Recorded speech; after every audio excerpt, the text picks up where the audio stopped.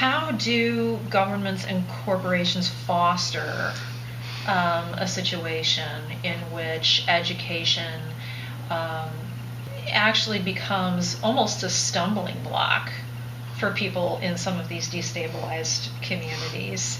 And what kinds of policies might help reverse some of the destabilization that's happened? And let me preface the whole question by saying I don't think it's impossible that what's happened in these destabilized communities becomes far more widespread. In fact, I think it is spreading. Mm-hmm. I think as these policies continue to deepen and expand, we are seeing problems more widespread. Well, you have a lot of spread of problems in education in the last 30 years because the federal government has decided to get involved in local schooling. You know, they've been kind of like a Pied Piper. They've said, oh, if you do this, we'll give you this money. If you do that, we'll give you this money. And the schools say, free money. Okay, we'll do it, you know. Who in those schools has an interest to maintain their integrity as an educational institution? I'm not sure. The parents aren't in control. Who's watching the watchers in that respect, you know? So the feds came in. You know, we had about 30 years of educational policies in which they were trying to implement kind of Deweyan, progressive, we can't be as restrictive, we're not going to be as regimented, we want to be more sensitive to the individual person, we're not going to have as many requirements that everybody's supposed to follow. And that turned out to be a disaster because then nobody was learning anything. They had no criteria by which they were deciding what needed to be learned. So then you had the conservatives come in and say, well, we have to do something about this. We have to have standards.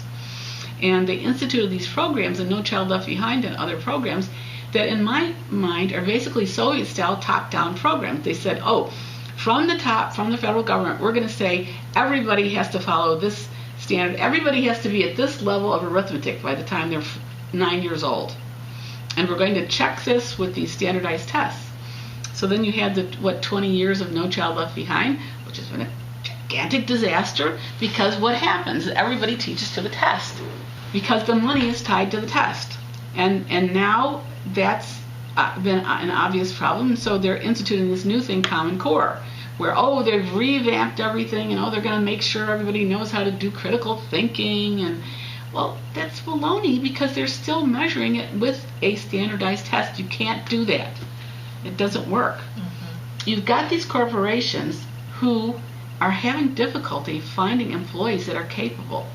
And so they get worried and they think, okay, what we have to do is organize everything and make sure that public education is better so that we can at least get some decent employees, you know. And they come in with their programs.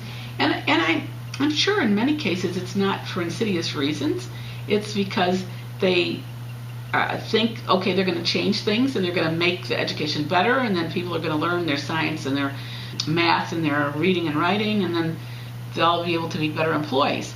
When you do all this through the centralized process, you do not serve the individual needs of education, you know, and you end up having all these corporations in bed with government bureaucrats directing who's going to be taught what, when, and where.